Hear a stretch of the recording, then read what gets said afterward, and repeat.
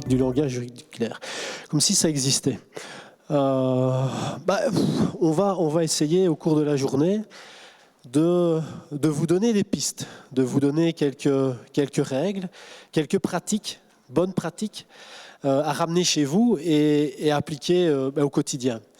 Et ici, au cours de cet exposé, on va juste jalonner quelques points d'attention en français et en néerlandais. En principe, on peut dire qu'un texte est clair, un texte juridique est clair s'il rassemble 3 qualités.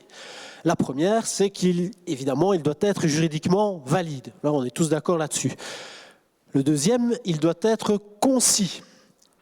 Troisième règle, il doit être compris par votre lecteur, et votre lecteur, il doit trouver facilement l'information. Donc là, trouver facilement l'information dans un document, ça fait appel à la mise en page, la mise en forme.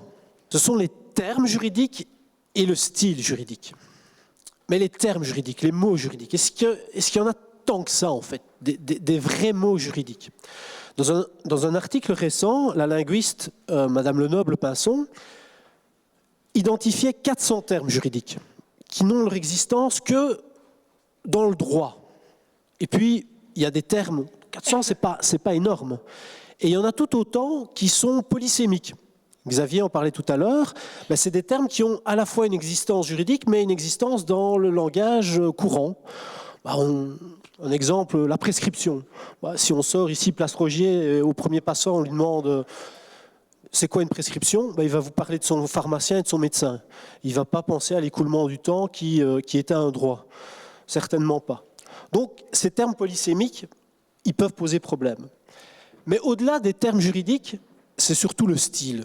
Avouons que nous écrivons encore parfois comme Cicéron, avec des phrases kilométriques qui ne correspondent plus du tout au schéma dans lequel nous, maintenant, lecteurs, nous sommes plongés. On est continuellement plongés devant nos écrans et les phrases web, elles sont courtes, percutantes.